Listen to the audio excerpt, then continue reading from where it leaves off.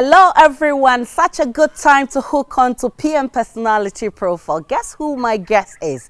Top notch in academia, past president of the International Society of Markets and Development, one-time dean of the GIMPA School of Governance and Leadership, then became dean of the GIMPA Business School, Professor Samuel Kwaku Bonsu, currently rector of the Ghana Institute of Management and Public Administration, GIMPA.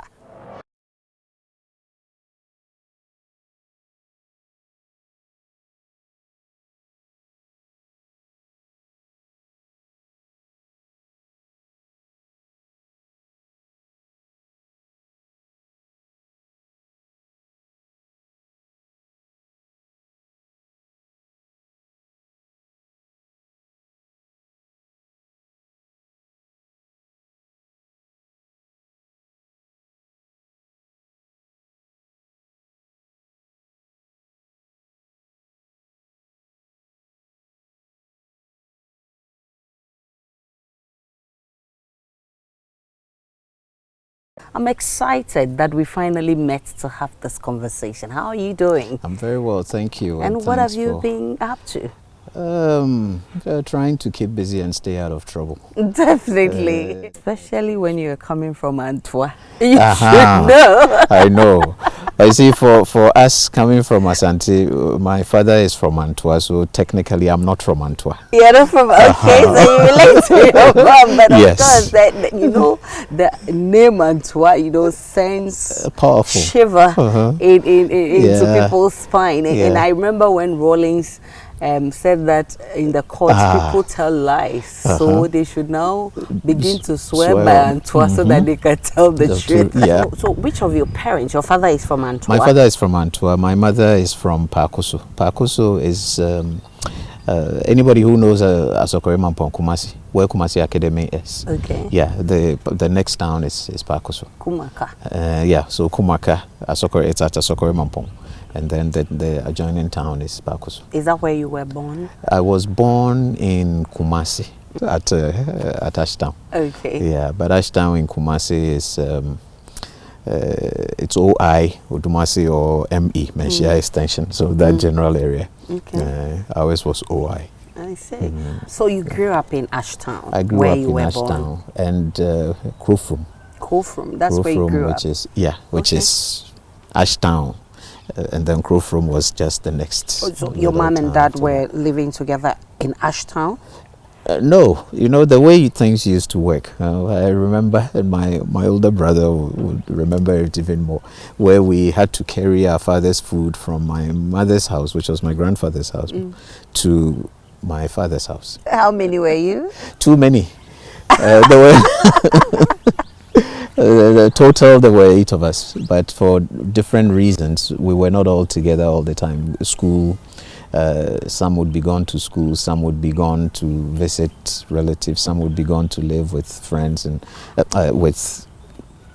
come to Accra to hang out with uncles and aunties and things like that. Okay. So there were usually maybe 5 or so at home, 5 children at home. How many boys, how many girls? 5 boys, 3 girls. Wow. Tell me about growing up in Ashtown. How would you describe the environment? Exciting. It was a real community. We were troublemakers, of course. Young boys in an environment like that, you courted trouble. I know, right? Yeah. And you, a place like Ashtown, you had to be tough. You had to exhibit a certain sense of responsibility, yes, but also as a defense mechanism, right? You needed to show to people that you could not be easily bullied, you could not be easily controlled by anybody, just like that, you know. And we had the force, so to speak, with the men in our family. We showed some strength, if I can put it that way. So very few people would challenge us. So, but it was also a place for setting ambitions. You know, you would see people who have done well in life. You would see others who hadn't done so well in life. And then, of course, parents had the opportunity to tell you about why somebody had been successful and another hadn't. And so there were good lessons that we learned from those interactions and observations. Those were the days when anybody could, set you straight. So a parent, you didn't have to be a parent to tell a kid not to have done something. There was respect for age, there was respect for wisdom, there was respect for so many social, forces of influence. Now these days, I can't imagine telling somebody on the street to behave in a particular way. I remember one time I had my hand in my pocket saying good afternoon to somebody, and the person responded very respectfully and nicely, then told me that you don't say good evening to an elderly person with your hand in your pocket. Today, I wouldn't even think of telling another person's son or daughter not to do that, because I'm more afraid of the reaction of the parent than I would be of the child. The child might respond positively, but the parent is then going to jump up and tell you why you don't have the right to tell the child what to do. So the the community element of being at Ashtown was a very wonderful experience, and I wish I could go back and live it. But of course, we have to grow up. What were some of the memorable moments as a kid that you've not forgotten even at this age? Oh, hanging out with friends. It was what do you call it in music these days? Free verse.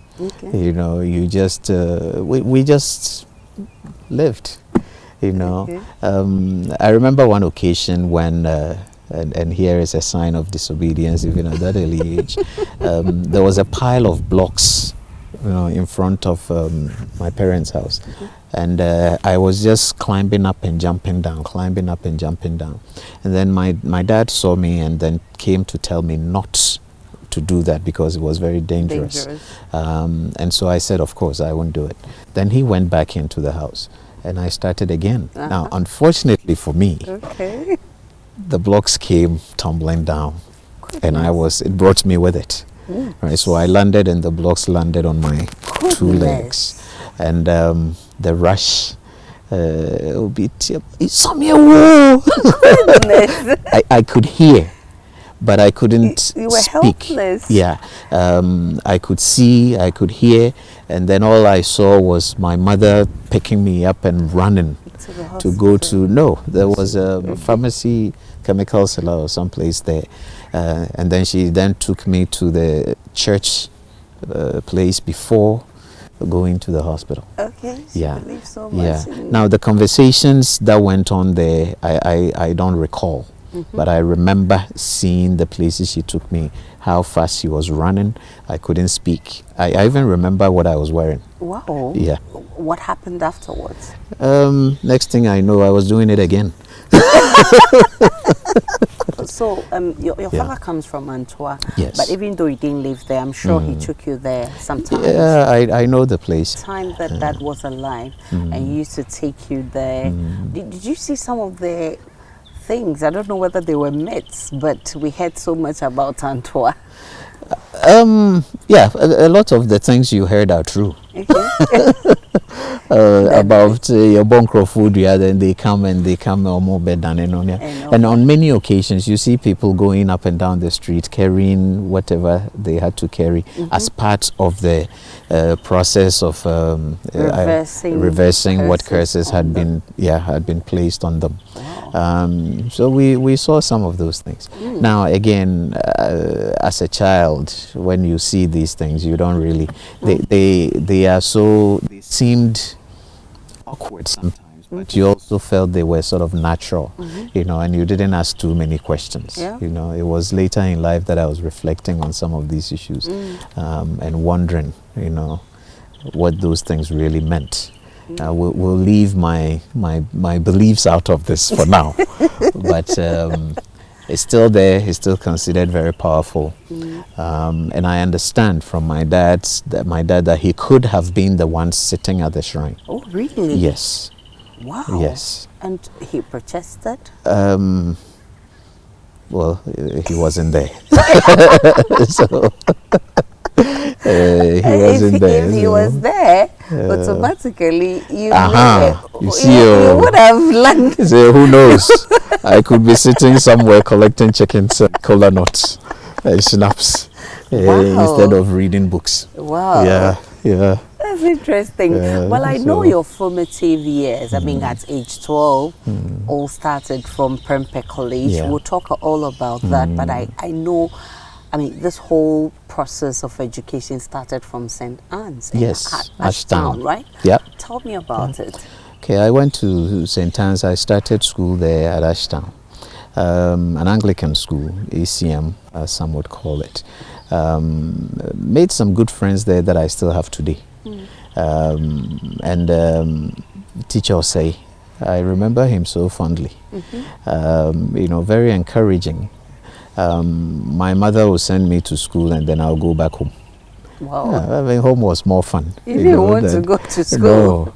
No. And I remember one time she just sat me down. I won't get into the details of what I did, but I did something not too exciting. Okay, share with us. She sat me down and told me that she wants to let me know that going to school is not an option. It's not negotiable. No. It's not even. It's not an option. It's a command.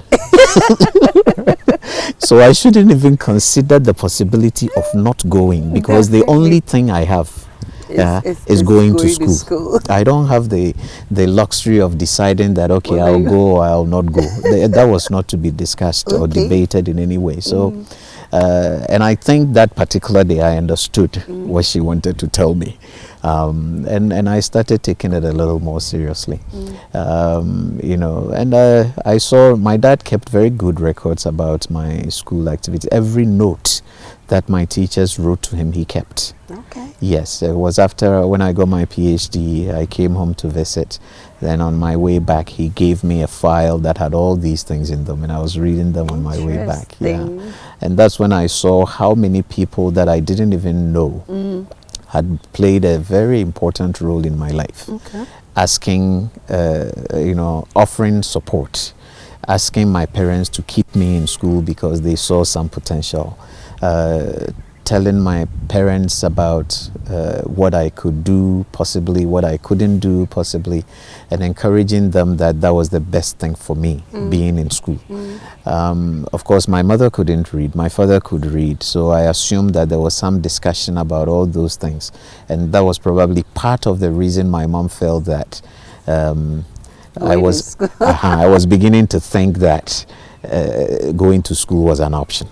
No, it was a command, and I didn't have any say in it. You had to obey. Yes, and I'm glad I did. So growing up, you actually wanted to be a pilot. I did want to be a pilot. I loved their uniforms. Okay. So kids make decisions or make choices on very flimsy excuses. I liked the uniforms they wore. I liked how sharply they were dressed, and then I could also see the things they were driving, as I used to say, up in the sky. Flying. Yeah, and which child wouldn't want to be flying things? Okay. I like heights. You had this thing that you run, the wind will blow. And that was all for me, was a imagination to fly. So if I had the opportunity to actually do the real thing, why not? So at what point did you change your mind of becoming a pilot to wanting to become a teacher? It was in secondary school, Form 4. Okay. Form 3, Form 4 thereabouts, when I realized that I don't always get what I want. And then asking questions about what I needed to do, what I needed to be able to become a pilot. I thought it might be too complicated. Yes, there were financial considerations, there were intellectual questions of the intellect, matters of interest. Mathematics was not a problem for me. Physics was not too much of a problem for me. Chemistry was a problem for me. I just made up my mind that chemistry was not my favorite thing. Because now I go back and I look at some of the things that were being taught that I really hated. And I wonder why I didn't get them. But I think it was in my mind. I had just decided that it wasn't going to be so. And you needed the science combination, physics, chemistry, biology, or physics, chemistry, physics, chemistry, biology, to move on in the sciences. Ultimately, I ended up with the mathematics, physics, geography that would have taken me to the pilot school. And in Ghana, I think you also had to go join the military to become a pilot at the time. You I don't know. All of these were too cumbersome. Yes, I wanted an easy way. not easy way, but a little faster route. Or a straightforward path. So it was in Form 3 when I realized that I could do some things well, including helping others, now that teaching you've spoken others. about secondary school, yes. Let's talk about Prempeh College. Oh, the only college in the by country. the way, let me congratulate you for becoming, not being first. Not being first, but at least you were second.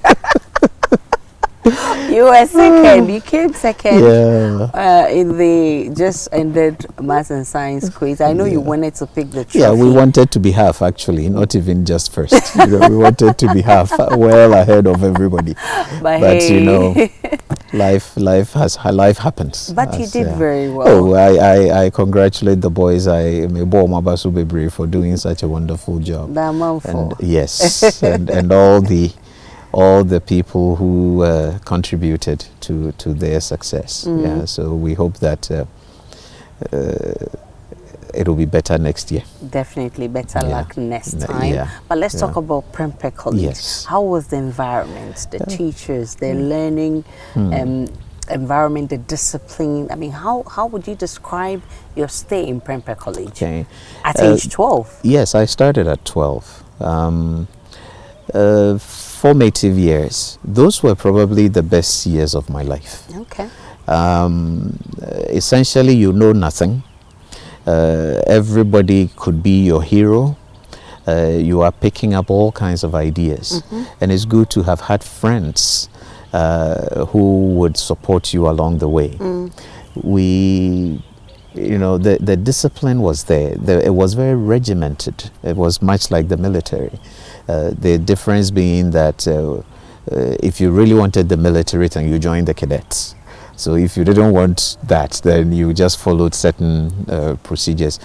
We had order, assembly, 7 o'clock, 7:15 breakfast, first lecture, first class, and all those things were there. 1 o'clock, the day is basically done for studies, and then you had lunch.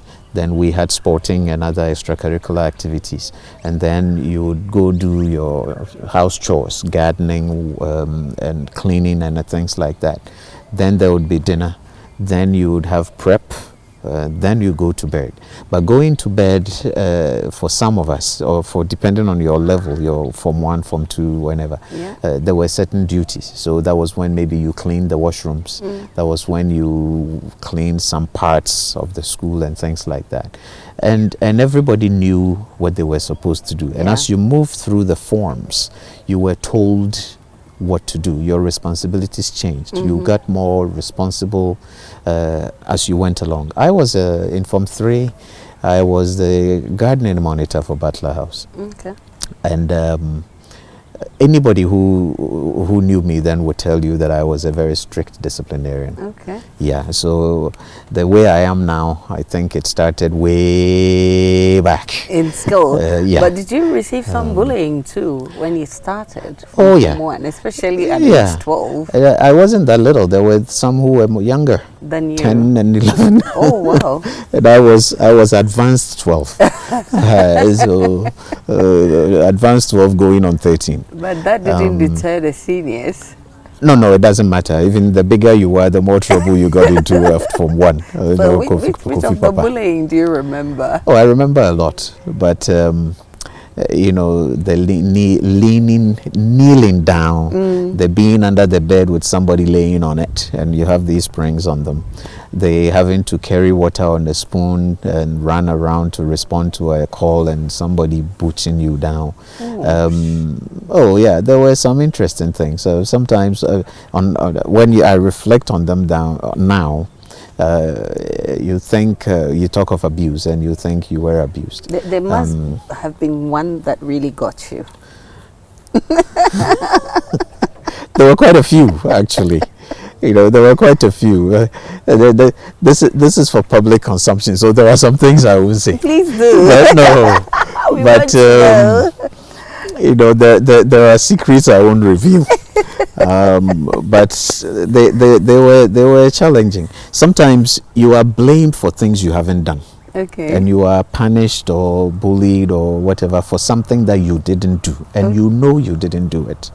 You know, and sometimes what you think about is revenge. How do I get? How do I pay back this guy who assumed that I had offended, but I hadn't? Okay. You know, I was tough. I was a disciplinarian. I didn't cry easily. You know, and maybe these are all remnants of Ashtown practice, you know, or Ashtown life.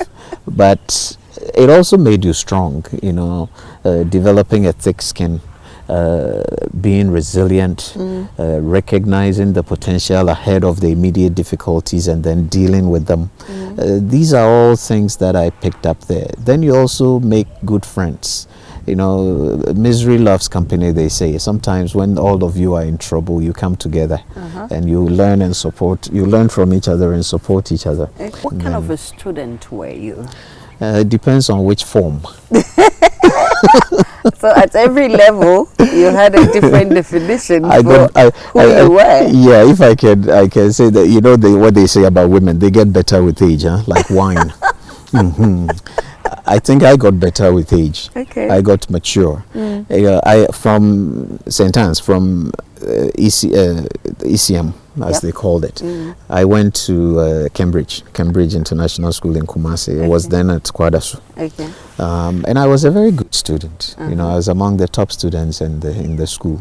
So I went to Prempeh College, and I thought of myself as, you know, Maba. I have arrived. I have arrived. Okay. Na nyansafo na abeshia wa ha nyansafo no so de medie ni mu bebre. I see. Then our first term exams. Hey, asemo. See, hey, asembeni. That was when I realized nyansafo no mini ani mu sa. The first exam didn't go well. No. And at the time, you see, I won't tell you my exact position, but at the time, they put everything on the school notice board so everybody could see, and then there would be a red line that is drawn above those who didn't make it. Okay. You know, at the time, you could go home for poor academic performance. Oh. So I saw my name. Hey, I am Shishia is As what? one of the people going home. No. Fortunately, no. Okay. I was close. Close to. But not going home. Okay. The first thought that occurred to me was, what is this going to do to my mother? Yeah. Me and Kasakrade, I didn't think of myself. Yourself. You know, because I knew how much my parents had invested in my going there. Education. And all the people they had connected with to be sure that I was ready for that kind of adventure. Yes. My mother was going to die if I was sent home. Goodness. Yes. And then I started thinking a little differently. Yeah. So the second semester, I was slowly moving away from the red line. Yes, until Form 3, when I was very clear that I was ahead, I was well above the red line. And then in Form 4, I was among the best students in my class. Were there challenges at Prempeh College? Oh, plenty. Personal challenges, financial. You know, things changed a lot in 79. You know, this was a year after I got in there. And It brought a lot of financial pressures to our family, and certain adjustments had to be made. Yeah. So I also had to think very quickly, because I didn't want my parents to suffer too much on my behalf. Yeah. Yeah, I felt that if there was anything that I could do to relieve them of some of the stress, it was a me. Okay. You know, so I started doing a few things. You know, I had been exposed to life as you know, even though I had some comforts, there were also some difficult aspects, and my parents were not too quick to take us out of certain issues or situations, because they saw them as life lessons. I had nameton ice water ujum kumasi jum. Okay. Yeah. Now those days, it was, you had the thing on your head, With the cups. cap ne dem, and a foam edaso. So you put the foam in the thing and you pour the water through nakaliko udinra kataso, assuming that it will take care of all the germs, and so, you know, the enranuni foam no will take everything out. And somehow I think we believe that, and we didn't get sick selling those things. The 10 pesos also at the time, and I made a little bit of money that way. But as things changed, as the difficulties, and I had support from relatives also. They may call from one, not just a may call from one in Yukuma. Okay, you saved a lot. No, it wasn't from me. Okay. From my parents, from my family, from my who all brought things for me to go to school. And I still know that I had all the support I needed to be able to go to school and do well. But in America, when the circumstances changed with the you know, and then later in 81, our financial situation was a bit unbearable is probably the word, and I had to depend on the graces of other people many times to be able to get through. You really had a good time in Prempeh. Oh, I you did. You had your bad side. Yes. So from Prempeh to the University of Science and Technology? Yes, for just a while. And I was studying planning. Okay. And so I left for Canada. Rollins Okay, so you had the opportunity I had an opportunity, and there were some what is the word? School hall, both school hall and outside in the general political frame. So when the opportunity came, I grabbed it. Okay. And then I left. So I went to Canada. To Canada, you did MBA. I did a first degree. PhD again, and then, in the United States. Yes. But the emphasis was really on making sure that I got as much knowledge as I could acquire. And then work through the trying to understand what it was. I knew, as I said, as a young boy, I had settled on becoming a teacher in my secondary school days. And my nameke said na obehwe na makochire obi ade na me de agina ne kakra. Kakra bi. You know, and see, we had that going, but mekodu hono. And then some of my teachers also started encouraging me to become a teacher because they saw the potential. And I'll first think of Roberta McDonald. Okay. Yeah, this was my first presentation in class. She came to me and said, "Have you considered being a lecturer?" I'm sure. The teacher but it wasn't at this level. No, so I should think about it. Okay. So I decided I was going to think about it, and that was part of the history. You make friends. They encourage you. Some discourage you. Some are neutral. They have neutral impacts in your life. But all in all, I think that those were very good experiences. Struggles, you know, having a wife, having children. That's actually good. And to be honest, I'll do it exactly the same way if I had to do it again. And I don't have regrets. No. And I think the support I got from my wife and family. You know, you have to train the children to know when not to interrupt. Yep. And I had a home office. I had a friend say study. They wouldn't come in. Okay. Yeah, but they would come in. They know that they can, whatever I'm doing, they can come in and play and do whatever.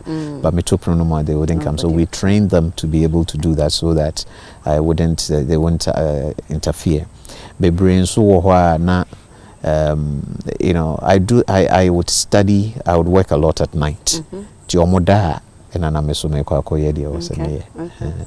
But the challenges, again, were mainly financial. Professor Samuel Kwaku Bonsu, he's rector of GIMPA. Remember, he's been dean of the School of Governance and Leadership. He's also been dean of the GIMPA Business School. In fact, he's been past president of the International Society of Markets and Development. When I return from this break, he'll be telling us all about that, the journey to the top. He will also be sharing with us his family life and values. Stay with me, I'm coming right back.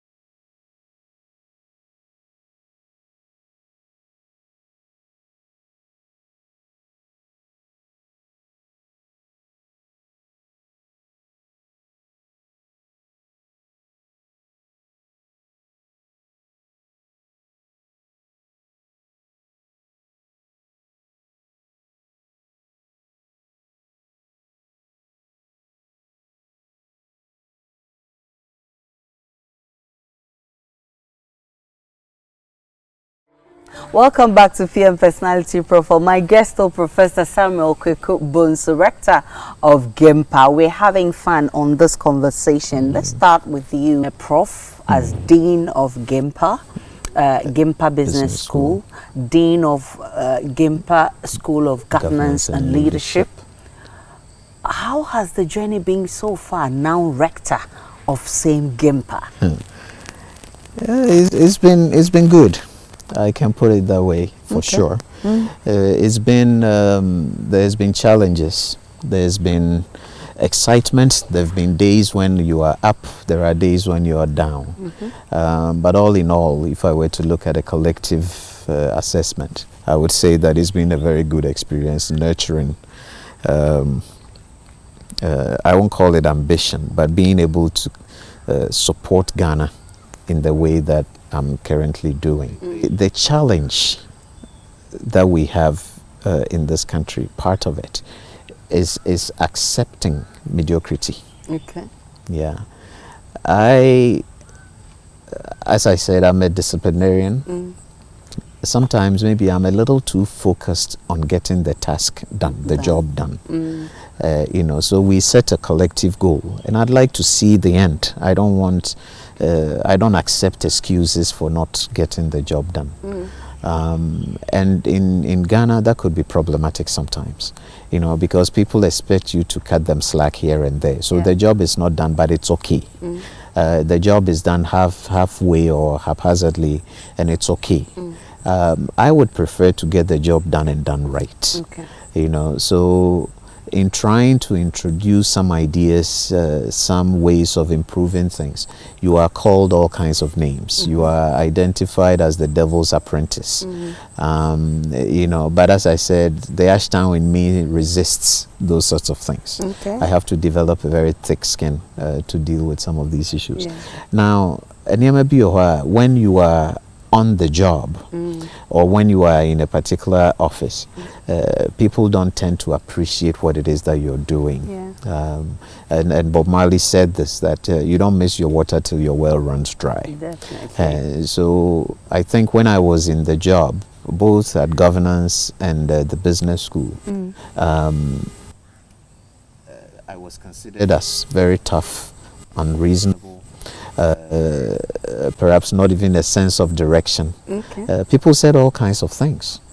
And then there was some kind of what I call, I could be wrong, but I think of it as a coup d'etat. Okay. To get me out of the deanship at the business school by certain elements of the community. Okay. So I left. And honestly, if I knew, normally at GIMPA, when you are a dean, at the end of the term, there is an assessment that is done of you as the individual, and a determination is made whether it should be renewed or not. When I was making the application at that time, I thought I was the only one in the process for review. So my application was designed as a review, not as competition with other people. It was at the interview that I realized that there were other people who were being considered for the office. And there were all kinds of reasons that people gave, So the job was offered to somebody else. That is life. You can't win them all. Definitely. I don't always get what I want, and that is just the way things are. So I moved on. But I was very happy with what I had done, even though many people may not have seen it the same way. I felt that I had made, there is always, a certain sense of disappointment in these things. But all in all, I felt that I had paid my dues, I had done the best I could, and I had left the school in a very good shape, that I could walk away from it happy with what I had done. My job at governance was very simple. We were looking at integrating two schools, the School of Public Service and the School of Governance and Leadership. So part of my job was to facilitate that transition. So I did that in 2012, 2013, thereabouts. And then I went to the business school as dean, and then served my 4.5 years or so there as dean. And as I said, they are still looking at some of the things, some of the initiatives I introduced. Even though they hated them at the time, they have realized that it was good that we did that. And the same thing is happening with the rectorship. Where, of course, I applied for the job with a certain sense of direction, with a certain goal in mind, knowing that, of course, we need everybody to be part of that process. But I emphasize the need for everybody, but that doesn't mean that you are going to get everybody to come on board. Yes. And even now, you're going to hear people saying that it's a one-man show, I'm doing all kinds of things without recourse. I would invite people to tell me where that one-man showship is. That's one. The other thing, too, is that leadership is not about consensus. The fact that you have, how many people work here? 600 plus people, and we haven't all agreed on something, doesn't mean that it should not be done. That is the whole essence of being a leader. You have a chart, a path to chart. You decide that this is how it is going to be done. You try and convince as many people who are going to work with you on that. But you should not expect that it's going to be 100%. There were several reforms, as I indicated, at the business school and in other parts of the world where I have worked and had resistance. And then later people look at it and they realize that it was a viable thing, that they should have supported them. But the benefits for the long term are being reaped. So I'm not going to be discouraged by the fact that we have discussed something at whatever level and a decision has to be made. You can listen to as many people as possible, but the fact that somebody told you something doesn't make it that the decision to make.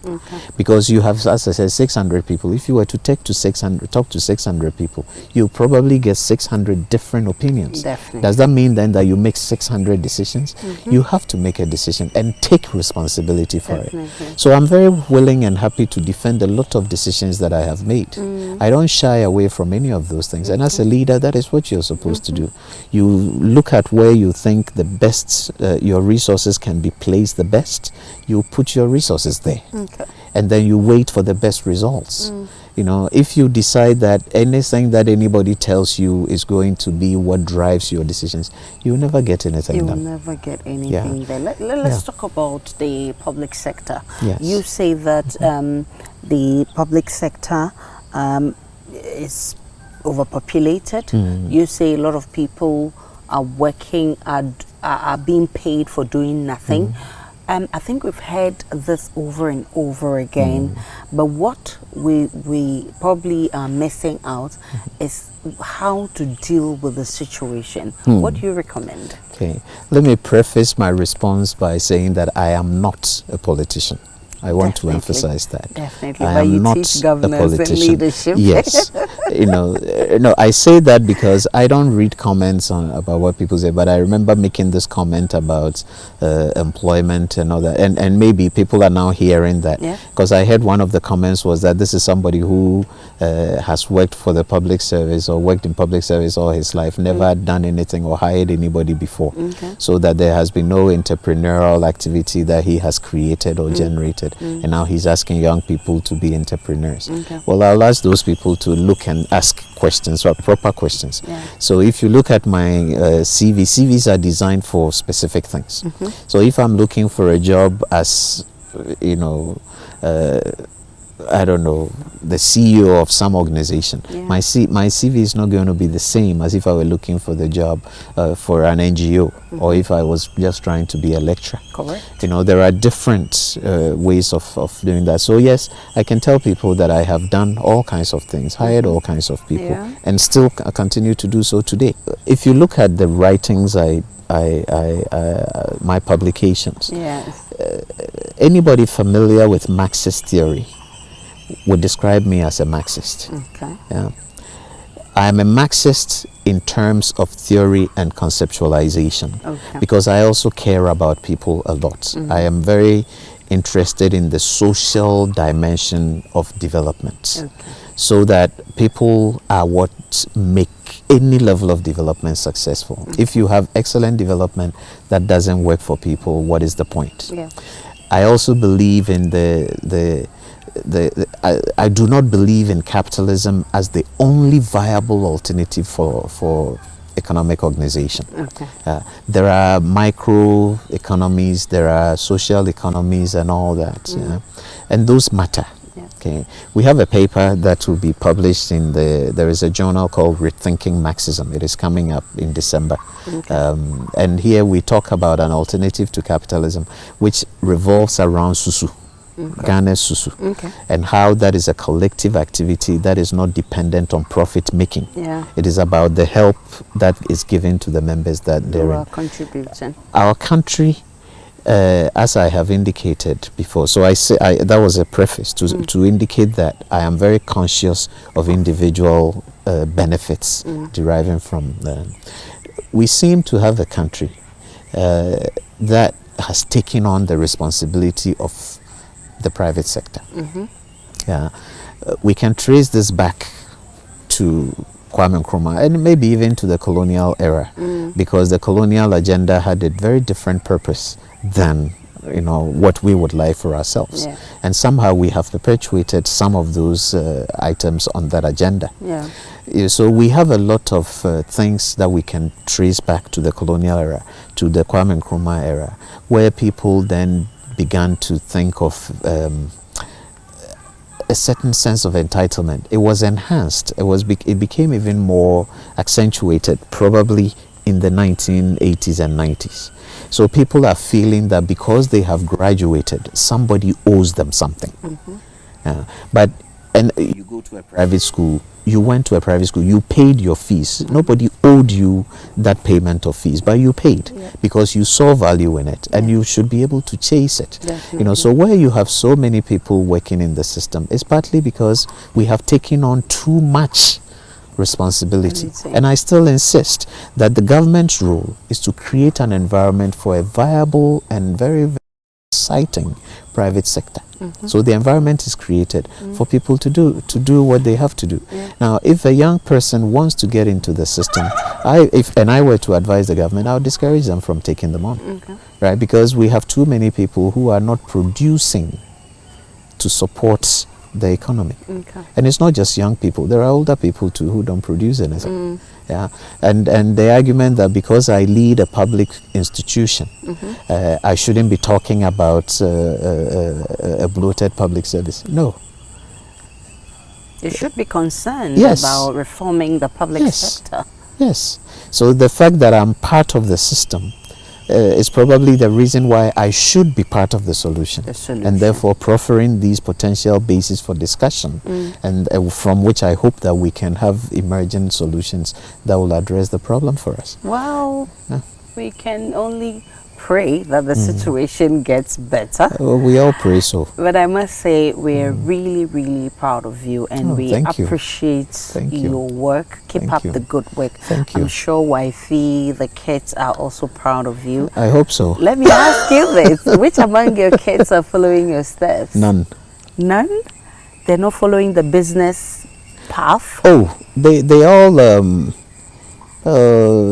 my daughter is into real estate development, something that I used to do. Okay.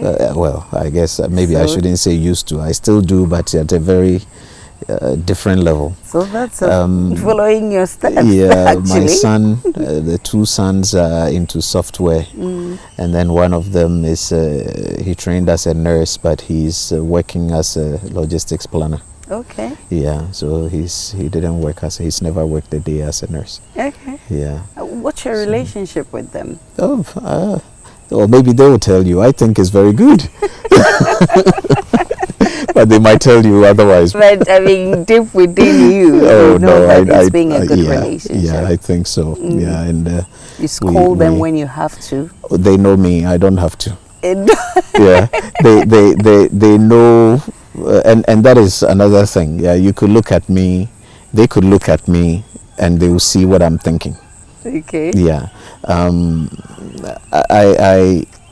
We trained them. I think we've trained them well enough. They are independent. They live by themselves. All four of them in different parts of the world by themselves. Okay. We talk to each other. We send messages to each other. In fact, when you came in, I was chatting with my son about a job interview that he's going to tomorrow. How many boys, how many girls? 3 boys, 1 girl. Oh, I see. Yeah. She's lucky. 1 girl among 3 boys. Queen mother. She'll be pampered.